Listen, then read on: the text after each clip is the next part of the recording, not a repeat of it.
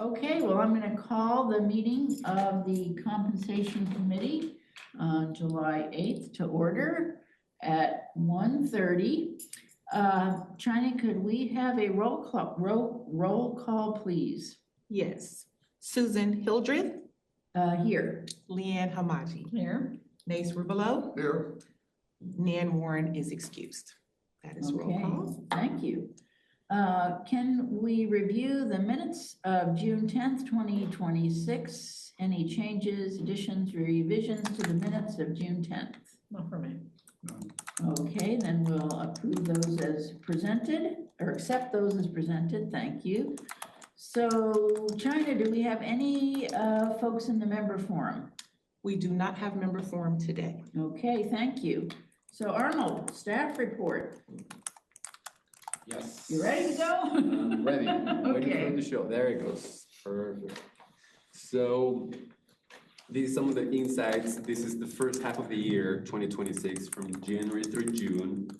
Our current head count, it's 267 employees. That includes all employees, full-time, part-time, regular part-time, and the part-time on-call employees. Since the beginning of the year, we have hired 27 employees, and we have terminated or separated 23 employees, which that includes, again, voluntary resignations, involuntary resignations, employees retiring. So all that is included in there. Growth rate is 1.5, turnover rate is 8.7 year to date, and the average tenure is 7.9 years. You can see we have a total of 127 full-time employees. That is close to 50% of our workforce, of our full-time employees. That's not including, of course, the other 83 employees that are represented by the union. That's 83 employees, that's 31%. And then we have 54 part-time on-call employees, which includes some lifeguards, range workers that support the golf course. And regular part-time employees, we only have 5, and 2 seasonal employees, which are lifeguards. Those are the numbers for this year. Comparing to last year, we were only 263 employees. We hired same amount as this year, 27. However, we separated only 20 compared to this year, which was 23. The turnover rate back then was last year, by the end of June, was 7.7. It was a little lower than this year. Again, this year we have more employees retiring now. There's more coming up in the next few months. So we already know, are anticipating and also recruiting in advance to replace those positions. As you can see, the average tenure was 8.2. It was higher compared to this year, which is 7.9. Last year was 8.2. And that number probably is gonna go down even, not that much, but still gonna go down.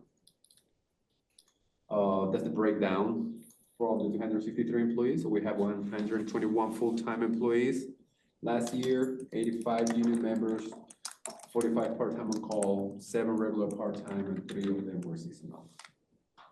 Any questions on that information? I just wondered, do you have a number that you can tell us how many people are still with the pension? Not from top of my head.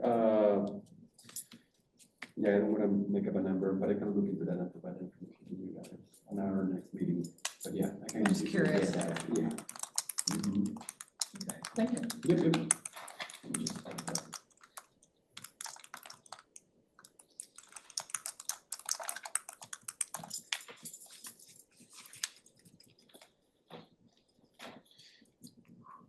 Okay. Moving on, you can see the little graph there with our different generations. This is a comparison from 2022 to present, 2026. You can see there,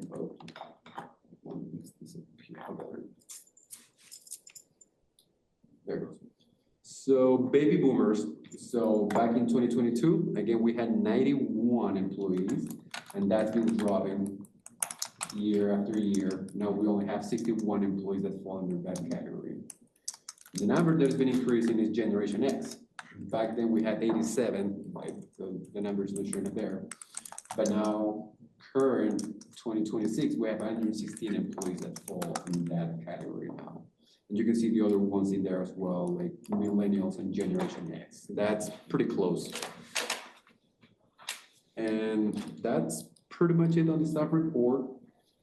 From here, I also wanna now, I'm not sure if this falls under the staff report, but I wanna give a little bit explanation or some history on, talk about a little bit more our benefits with our brokers. Other information that I received from our brokers. These charts are great. Yep, I know, it tells, yeah. Yeah. A lot of information there. Okay. So this is the 2026 information regarding our benefits. This information I received it from our broker, Willis Towers Watson. I meet with them on a monthly basis, and then we discuss different topics like how the trend or the benefits our benefits are compared with the market and different other agencies as well. This is kind of like an overview of executive summary, and then I will be providing with information, which is good. We receive our information from the benefit broker, what our increase is gonna be for 2027. As you can see there, Kaiser renewal is 6.29% increase, which is a pretty good number. We normally can be, but right now the market is at 14%. So for us to be at 6.9 or 6.29 or 6.3 is pretty good. Last year, we were expecting higher numbers as well, or a higher percentage, but we ended up being at 4.3%. So this is a 2% increase compared to last year. But again, our max can even go up to like 20%. It depends, but so far we don't wanna be in the double. We expect to be in the double digits, but it didn't happen last year and didn't happen this year. So 6.3 is pretty good. So is that great percentage because of the broker, or is it because of our statistics? And our history with Kaiser as well. We've been with them, let's say we've been kind of like their clients for so many years. Our broker does provide information about utilization, the type of our geographic, demographics, how many employees we have here, how many employees have been with Kaiser for so many years. So they do kind of like try to get the best deal for us. Because it does seem like that rate, Mm-hmm. you know, been on the board for almost 6 years, it's gone down. Mm-hmm. Yeah, because it's been, I know there was one time when it was like 14.5%, 14. then it dropped to 12.5. There was one year, I think, that it didn't increase, but then, yeah, it's been going down because we have the grandfather, we're grandfather on one of our medical benefits with Kaiser. All right. Yeah, another good thing is that with MedLife, our dental renewal for this year is gonna be 1.3% only. Last year was 7% increase from the previous year.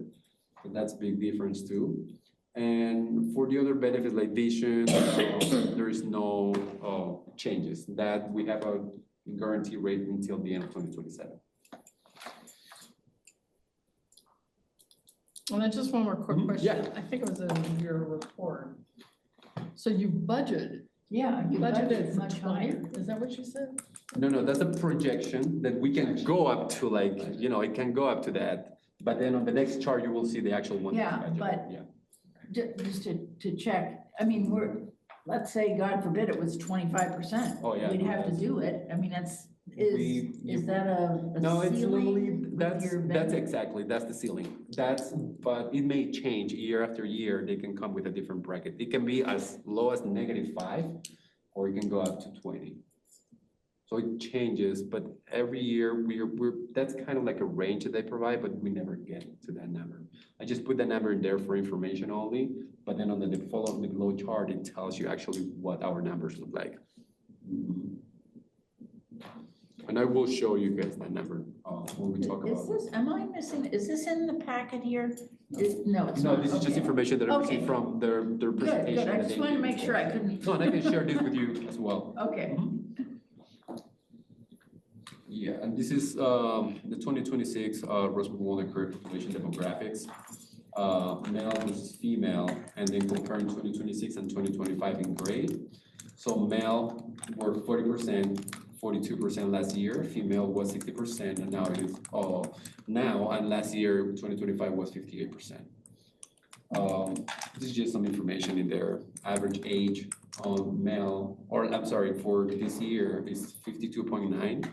Last year was 52.3. And then waiver rate is employees that don't decide to have benefits with us. So it has decreased at 25%. Dependents is at 54 now, so meaning that more employees are enrolling their dependents to our benefits. Just in previous years, I don't know why it's striking me that 52.9 is an average age. That's a fairly senior employee group, right? Yeah. Yeah. Mm-hmm. And has it That's- always been that way? That's the majority. It's see from last year, it's dropped a little bit, not much, but it's been around that number. Okay. Yeah. That's There's a kind of the reason for that trend. too, right? We operate very thin, so we can't hire young because we don't have the ability to train. You have to really hire people who are experienced. Yeah. Okay. And it's not just our employees, these are also including the dependents on the age as well. Oh, Can be the spouse.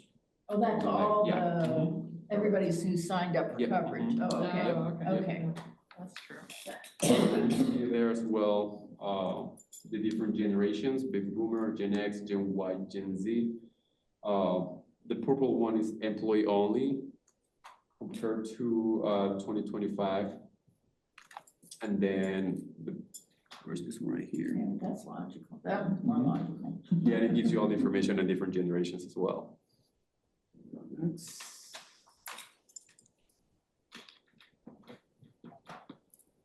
So this is more statistics. Again, this is on the medical plan elections. We have two different plans. We have the HMO, which is the grandfather plan that we have with Kaiser, and then we also have the high deductible health plan. And it will give you plan enrollment, 62 employees under HMO, 30 employees with a high deductible, 34 employees with benefits.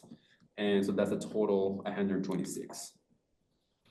And they would waive because their spouse has. Either their spouse they have benefits with their spouse, or they have benefits through the state, not with us, yeah.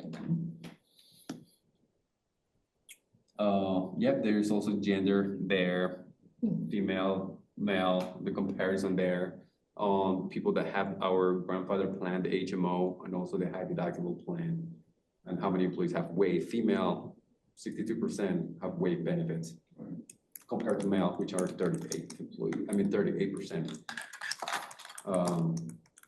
That was 2025, and then the below part, it's one part for 2026. So from 2025, when the HMO was 62, it went up to 64. The high deductible, one more employee signed up for the high deductible, and less employee with benefits. So and it was the same amount, total population 126. Compared to last year, the numbers were pretty similar on employees that enrolled for our benefits or qualify for our benefits, and only regular full-time employees and regular part-time employees only qualify for benefits. And this is non-represented employees. The union is separate from here.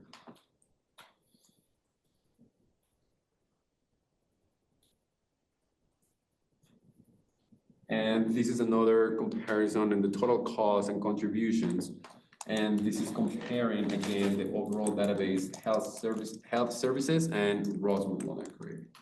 So as you can see, compared to the overall database, our employees' share total cost is lower compared to others in the industry. So for them, it's at what is this right here? $797, but the total employee cost is $5,045. Compared to, let's say, the health services industry, the total cost for each employee is like $6,000, and like just the overall is like $5,940. So there's a big difference there.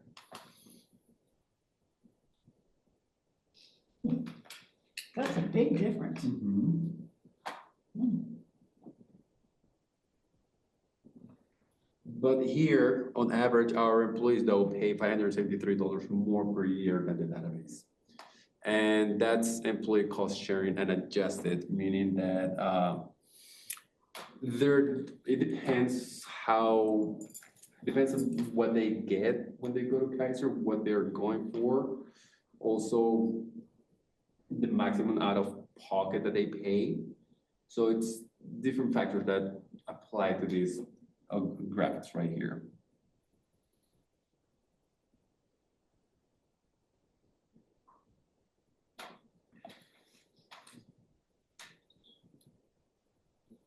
And you can see here, it's a little bit breakdown. I can make it a little bit higher and scroll down. Oops. Too much. So this is the high deductible health plan, all right? So employees that, we do provide employees that enroll in the high deductible plan, not the regular HMO plan. They do also get a health saving account, and the employer contributes either $2,000 or $4,000 toward their health spending account. Employee only is $2,000, employee plus one or family is up to $4,000. The deductible though for this employee is a little bit higher because the premiums for an employee is a little bit cheaper compared to the regular HMO plan. Is the regular plan still open for enrollment? Yeah, Oh. yeah, we have both. And that's the next one right here. Right there. So this is a grandfather plan. That's the, they don't have any deductibles. And well, we do not contribute towards they can open a flexible spending account or savings account, but they do not get that contribution from the employer, but they can provide on their own.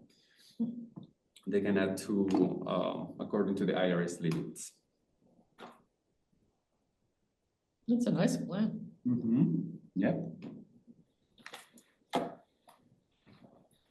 This is our dental plan. Our deductibles are $25 single, $75 employee plus family. All other companies are like $50 for employee only, $150 family. The health services is $50 again, employee only, and $150 for family. So we have a pretty good deal with our dental plan. Have you had MetLife for a long time?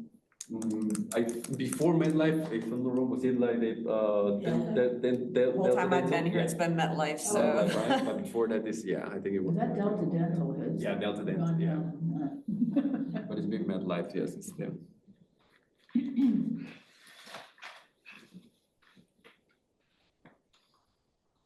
And this is again, just a breakdown on the employee contribution and cost sharing.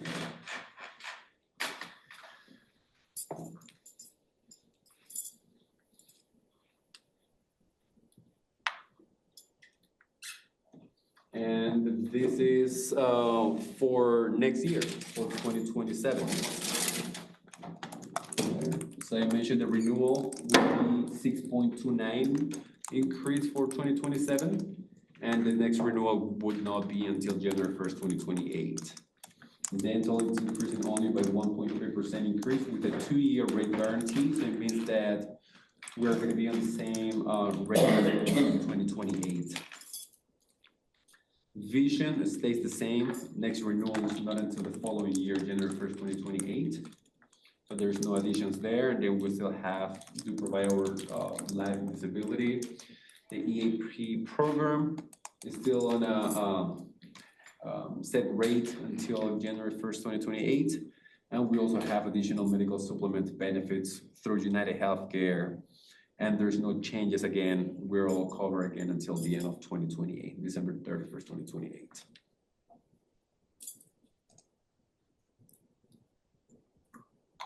And this is just 2027 for budgeting purposes. This is just status quo. It's not by individual, but overall they mix both plans, like the high deductible and the regular HMO.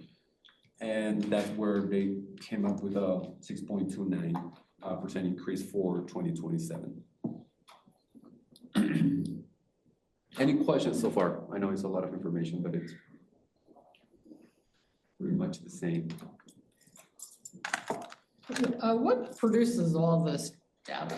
Is this our They- system or do you get them? No, that's from our broker. From the broker. Yeah, they do projections based on, they say they're gonna start doing projections after we close our open enrollment this year. They get our census report, and then they work based on our census report with all the information that we provide to them. They start working since the beginning of the year.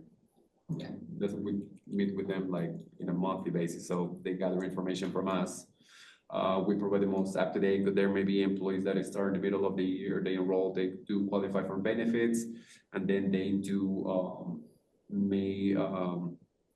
add their dependents to the benefits. Those numbers are gonna change, and we provide all that information to them, so they keep their current with our information as well. Yep, and it's kind of like a comparison. So the total cost, let me go. So this is the medical plan, Kaiser HMO employee only. This is the monthly cost per employee at $1,368.08. It's an increase of $80, the 6.3% from last year, or this current year, which is $1,287. Employee plus one, this is what will cost employer $2,941.37. An employee plus family or plus two is $4,035.84. All of these are increasing by 6.3. Just one quick question. So the employees have a share that they pay, correct? Yes, so this is the total cost. Oh, so this is total cost, not Total broken cost, down correct. between employer and employee? So this is the total cost, and then employer pays 80% of the premium, and the employee pays 20% of the premium. Okay. With the high deductible plan, so you can see there is a big difference, right? Compared to employee only, here is $1,368. With a high deductible plan, the employer only pays $827, employee only. And that's why we do also provide that health saving account for employees, because at the same time, it would cost more to the employee whenever they go to Kaiser for any medical reason. They would have to pay more out of pocket. The deductible is gonna be a little bit more higher. It's gonna be a little bit higher compared to the regular HMO plan. But again, this is something that as the employer or even the broker cannot tell the employee what plan to choose, because each employee's medical condition or health is unique, right? So they are the ones that need to decide what's best for them. So the health savings plan available with the HSA, Correct. is that completely funded by the employer? The employer on the high deductible health plan only. But employees can add more to that health saving account. And what does the The employer, max- meaning us?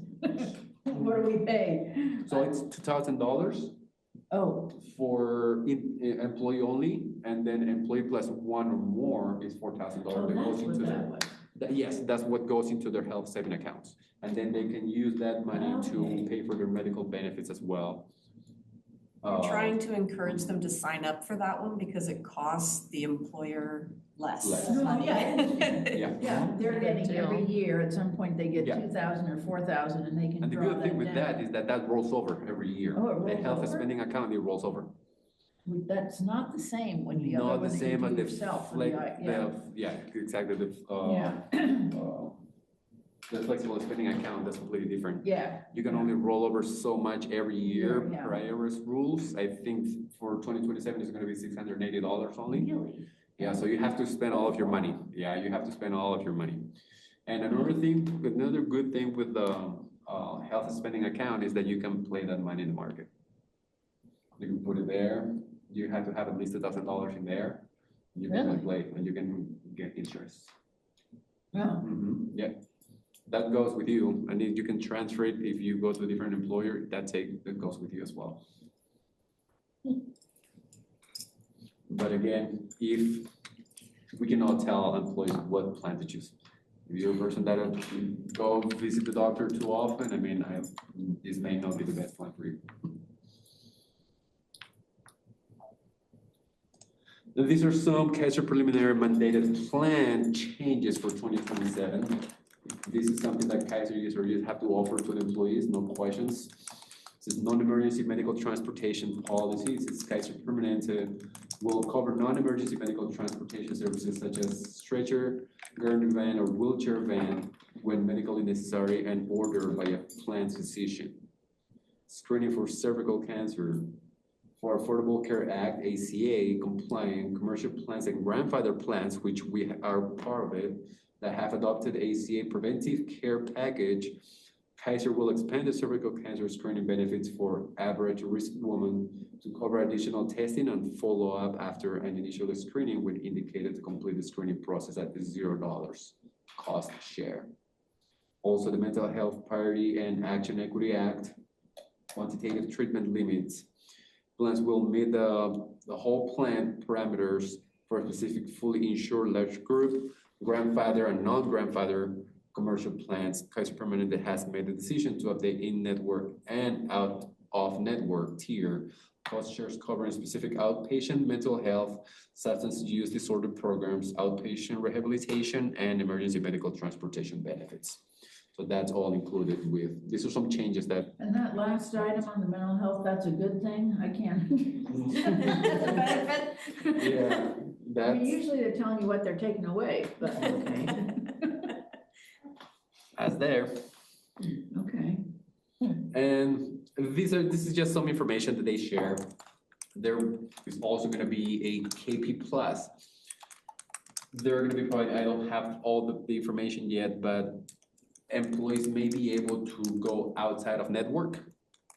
From just Kaiser, they can go see a different doctor that is not through Kaiser.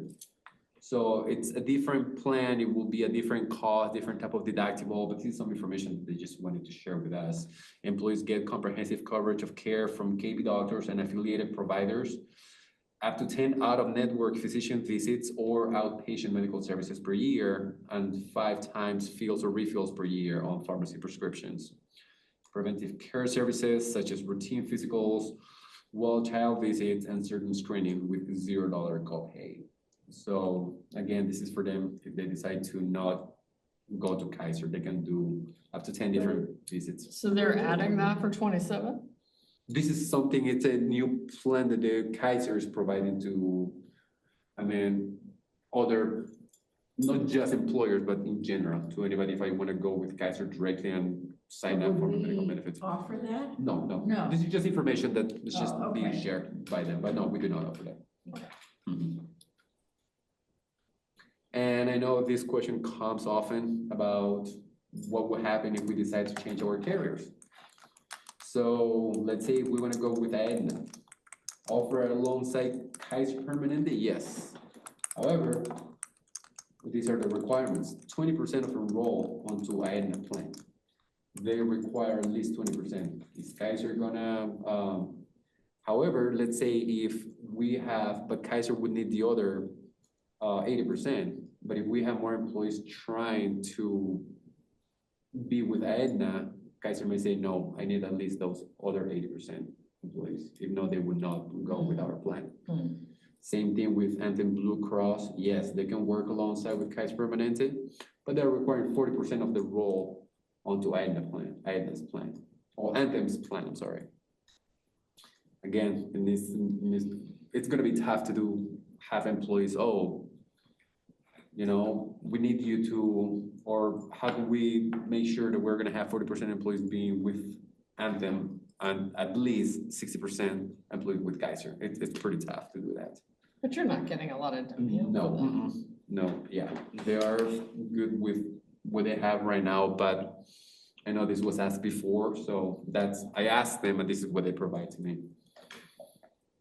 Blue Shield, they haven't gotten back to them. Cigna is another one, yes, but they also require 40% enroll onto Cigna plan.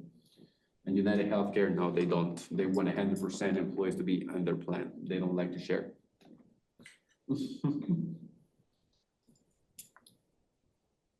And this is just some information on MedLife dental plan. Again, the initial rate increase is at 1.3% for the next 12 months. But Willis Tower was negotiated at 2-year at that rate. So we're gonna be good until the end of 2028. Then we also have vision in rate guarantee until the end of 2027. And that's the breakdown of how many employees are enrolled, employees only, employee plus one, employee plus family. So that's the total number of employees enrolled in our vision plans.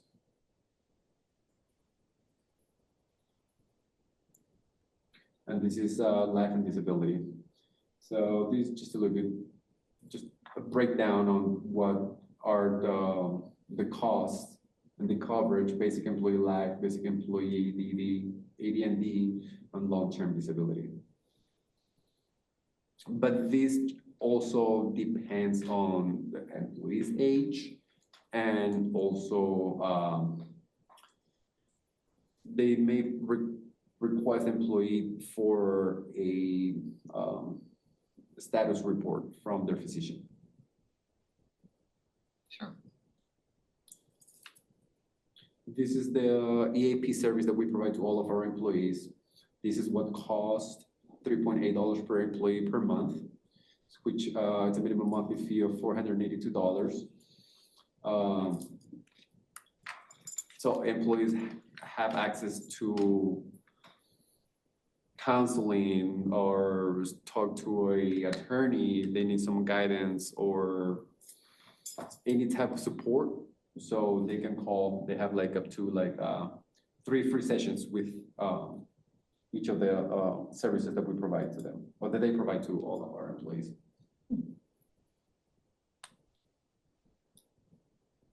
And these are supplemental benefits that we provide to our employees. This is employee cost only. I mean, employer doesn't pay for these benefits. It's all paid by the employee. They decide to, they can sign up for accident, critical illness, and hospital indemnity. And this comes all out of the employee's paycheck. Employer doesn't contribute towards these supplemental benefits. And these will help some employees. Let's say they do go to the doctor. Let's say they already reached or they haven't reached their maximum out of pocket where they're not gonna have to pay anything. They can also submit for a reimbursement. And then United Healthcare, they will send them a check that they can spend on whatever they want.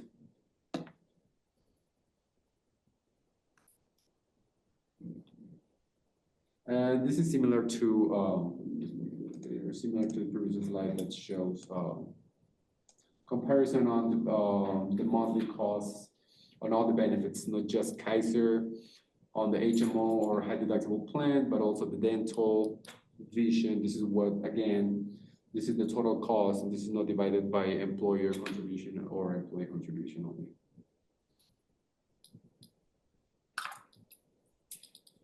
Oops. And these are some of the IRS rules that we have to follow, or limits that we have to follow for 2027. Self-only coverage, the maximum annual for the health spending account contribution. In 2026, it was $4,400. 2027, now it's gonna be $4,500. And this is employee only.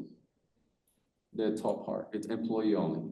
We do already provide $2,000 for employee only if they are under the high deductible plan. So employees can contribute on their own another $2,400. In 2026, for next year is gonna be another $2,500 that they can contribute on their own towards their health saving account. And a good thing about this is this is pre-tax. Then for family coverage, IRS limits are this year $8,750. For next year, it will be $9,000. Employer contributes $4,000 toward their health spending account, meaning the employees now they can contribute up to another $5,000 towards their health spending account. And that's all the information I have on benefits. Try to remove some extra information that they had, but it was more numbers and numbers. It's great the way they break it down. Mm-hmm. Any questions? Just a quick question in terms of a new employee. When someone new comes on board, do you or one of your staff members go through all these options that these folks do. have? We do provide them with we have a package. Oh, okay. Everything that it's also provided by our broker. All the information is in there. Of course, we try to provide with as much information as we can. However, at the end, it's on what they decide to. Yeah, oh, no, I understand, yeah. Yeah, but yeah, we do provide all that information from the beginning. And benefits for employees medical benefit doesn't kick in until the first day of the following month, the first of the following month. Let's say employee starts today, July 8th, their benefits don't start until August 1st, 2026. You know, that's generous. Because sometimes they have It's to like wait 3 another months, I mean, yeah, 90 days or 6 months, yeah. or me, yeah, but I mean, yeah, but. that's Yeah, no, good. we started right away the following month. So if a person was terminated or left at the middle of a month, would they be covered, would they be covered till the beginning of the next month? They have the benefits until the end of the month. Yeah, Yes, okay. that is correct. So that's why sometimes a lot of employees, they decide to leave on the first of each month, so they have that full month. Yeah. There's been other employees that they have left on the 28th or the 29th, so they only have 2 days or 3 days left with benefits. All right, any other questions on all that great info? Okay, do you want to move on to the new business? Yep, Okay. that's. Keep working.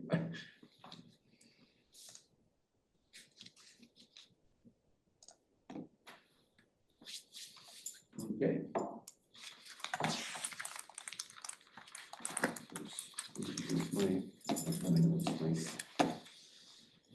Okay, so yes, that's the information that I share in the packet that was added into simply on the agenda. The projected calculation based on current information. This is all the numbers from this year, what we're currently paying 2026.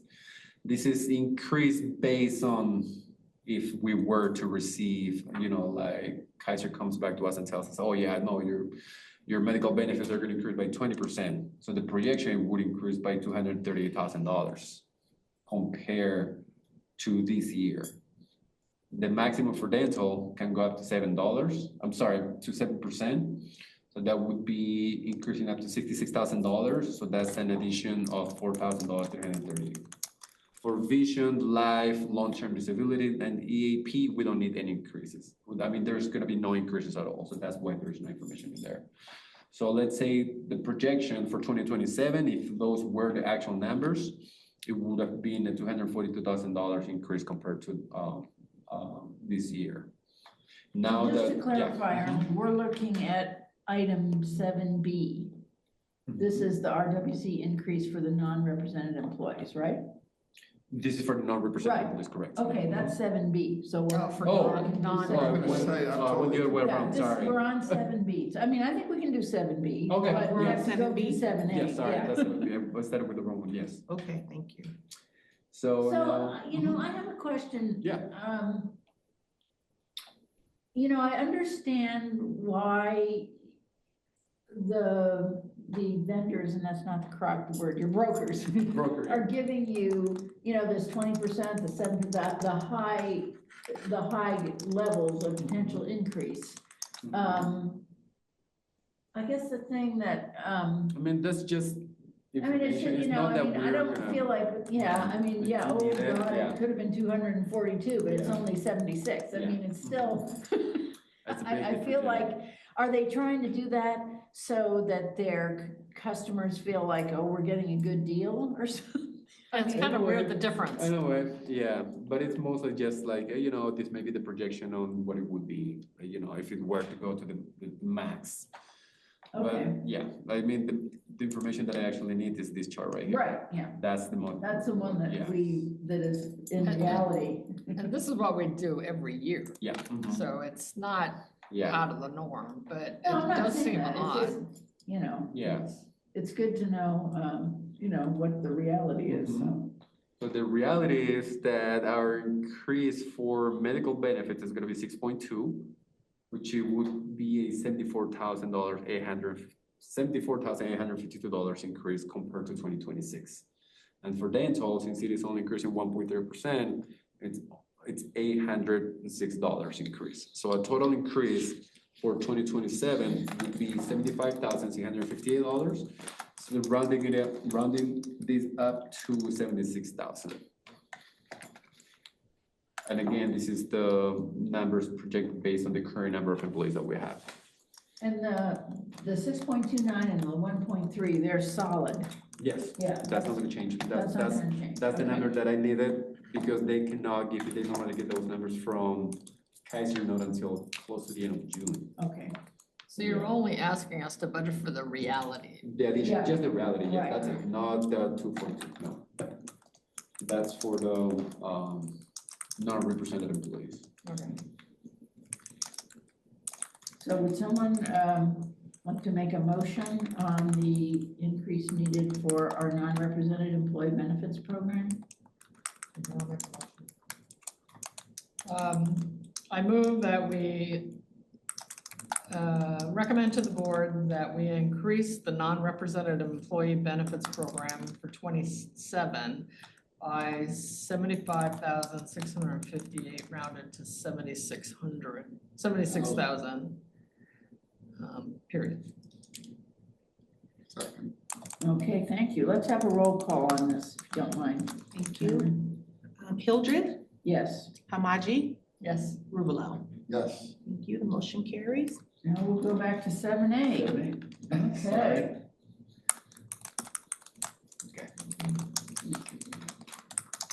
So this one is gonna need a little bit of explanation first. Yeah, this is, yeah. Yeah. It's different because this is for the represented Yeah. employees, all our union members, right? So every year, I mean, right now, we're still negotiating the contract. Right. And we're still finalizing the compensation study as well. But that's a separate piece from the language, and actually, we're gonna be having our first meeting we already received the union proposal. We already prepare our proposals, so we're gonna meet on Friday and discuss that. There may not be too many changes, but pretty much it will be clarifying some of the language that is there, that has been there since 2020, 21. That again, some of the laws also update, so we need to revise all that. Vacation rules, sick time rules, and grievances, management rights. So those are things that we are revising right now. I know there may be some requests from the employee regarding trousers or shirts that we provide to employees that they may be requesting additional amount. So those are things that I may need to bring to the board probably for approval. Order us. Or to the compensation Oh, committee, okay. but it's not a big change or it's not much. The main thing was the compensation study. So that's what is being done. But the language, that's what we need to still get into an agreement so we can start a new contract. Per the current contract, employees' benefits may increase, or their medical benefits can increase up to max 8%. If it goes higher than that, we're only limited to an 8% for the employer. That's why I put here this for our medical at 8%. Right now here where it says union health and welfare, the $1,786, that's what it costs for union benefits per employee. But that's the total cost. And again, this is also broken down between employer and employee. Employer pays 80%, and then the employee pays 20%. Okay? Just let's say calculating that this is what, for budgeting purposes only, that the medical benefits are going to increase by 8%, meaning that, and this I partner with also, of course, our controller or finance director, Amanda Davis. The employer cost, it is $1,420.80 per employee that we pay per employee on the union side. Then we multiply that by the increase, tentatively increasing the benefits by 8%. And then timing that by 11. Why 11? Because our benefits with the union members start on February 1st, and it only goes until the end of the year. So the following year, it changes again. So that's what we're only doing 11 months there. So that adds up to $18,000, 482, 18,482 and 94 cents. The total cost, we have to multiply by the total number of employees that we have. That's 86 employees, union members that we have. Meaning that increase for 2027 compared to 2026, it would be $108,000, $108,131.58. Just on medical benefits for all of our union members. Oh, and the pension is what drives it up. And the pension is what will drive it up. However, this is something that we need to project. This is part of the contract as well, the current contract, that it can go up to, every year it can go up to 50 cents. Up to, it can go 1 year 10 cents, 25 cents, but that's the max that can go. We still have to budget this, but last year the pension didn't increase. This year, we're not expecting it to increase, but we still have to budget it. So how much was it for this year? So, no, it didn't increase, it was flat. Oh. So last year, we didn't, It was zero. yes, no, it Oh, was there zero. was There no was no increase. increase last Okay. year. So again, the contract goes from until the end of July. So if, let's say End of they come July. back, yes, and if they come back and say, oh yeah, the pension is gonna increase by 50 cents. So you do the math, 50 cents times 2,080 hours that one employee works in a year times the total amount of employees, that adds up to, this is what costs employer. If we were to increase the pension by 50 cents, $89,440. So adding those two is an increase of 197,571.58. Do you think that's reasonable? We've been the benefits, that's the cap. The pension since 2021, 2022, 2023, and 2024, it actually did increase by 50 cents. Their pension, right now their pension is at 10.46 per hour. This is neither here nor there, but is it the same union rep this Yeah. year? Yeah, it's the same union. But what we were told at one of our meetings last year, that the district council, they confirmed that last year it was not going to increase. They don't feel that it will be increasing because they said that they're fully funded on their pension.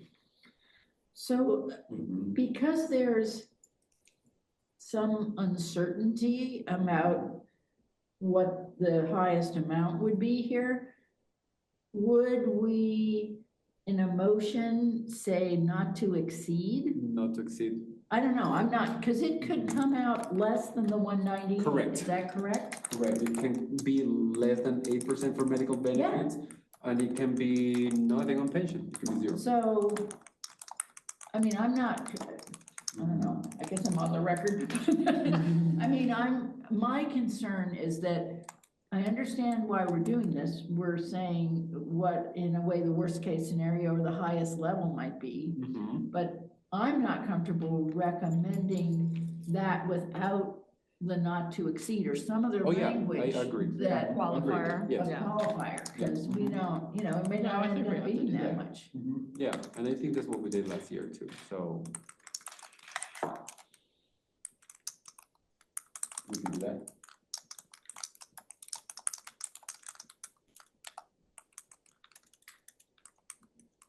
So when You know, yeah, when would it possibly change? Yeah. When would we know? after the negotiations.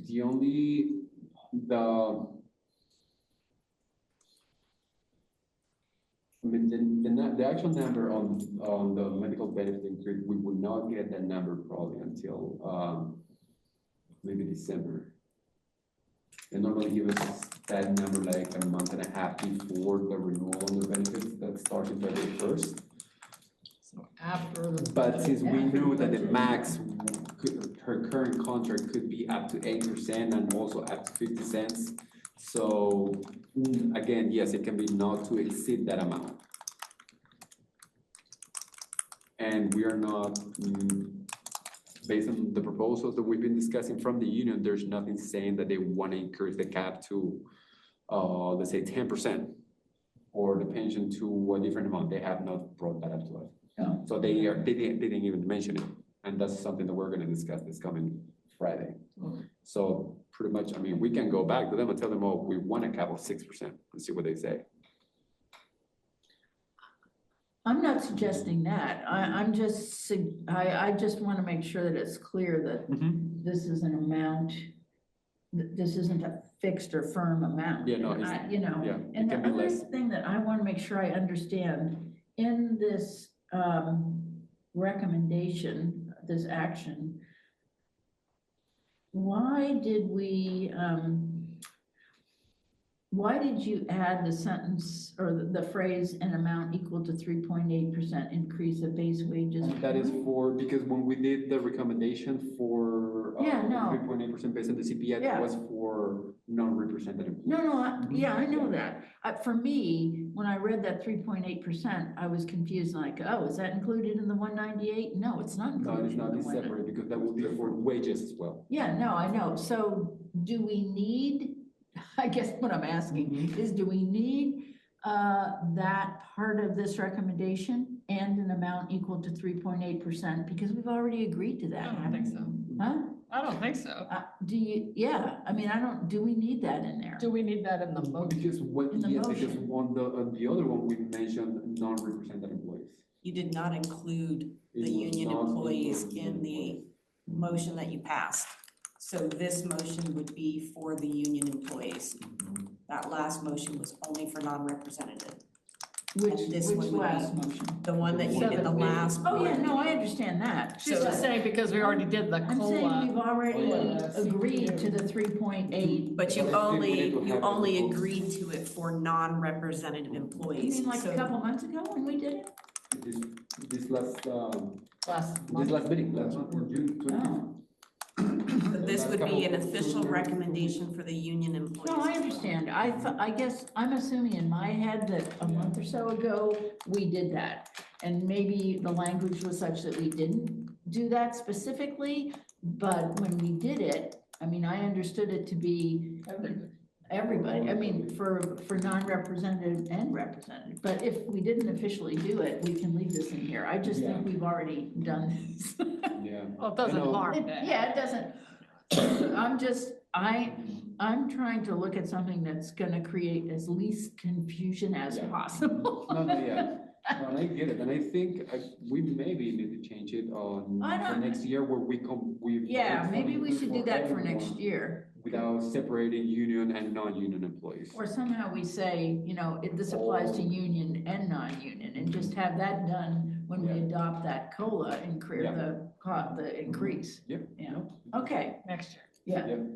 Well, you better mark that down for next year. I already did. Okay, all right, so are there any further questions, or would someone like to move the 7A, the ratification in terms for the union compensation? No. No. Can I mean, the chair's not supposed to do that, right? The chair's not supposed to? It doesn't matter. The Doesn't chair matter? can make a Okay. motion, I think. I'm willing to recommend to the board that the board ratifies as specified by contractual requirements an increase in the 2027 over the prior year's budget in an amount not to exceed Mhm. 197,571.58 rounded to 198 towards RWC's contribution to RWC's union employee health and welfare and pension expenses in an amount equal to a 3 point, and I wonder if that should have a colon there, anyway, and an amount equal to the 3.8% increase of base wages, using the same percentage for non-union staff base wage increases and in alignment with our current collective bargaining agreement. So do I have a second for that? Second. Thank you, Nace. Let's have a roll call on that. You got it. Hildreth, Yes, Hamaji, Yes. Rubolo. Yes. Motion okay, carries. thank you. Rubolo. Ruvalo. So when we present this at the board meeting, Arnold? Yeah. Let's try to, I mean, I'll ask you, or let's try to be really clear that we are clarifying the 3.8% increase applies to our union staff, and that 3.8 does not have anything to do with the 198 figure. Yep, correct. Yeah, okay. All right. Any other action items? Arnold, anything else you want to bring before us? No, that was Okay, it. our next meeting is Wednesday, August 12th to 2026 at 1 p.m. in the boardroom. So if there's no other business, we'll be adjourned at 2:26.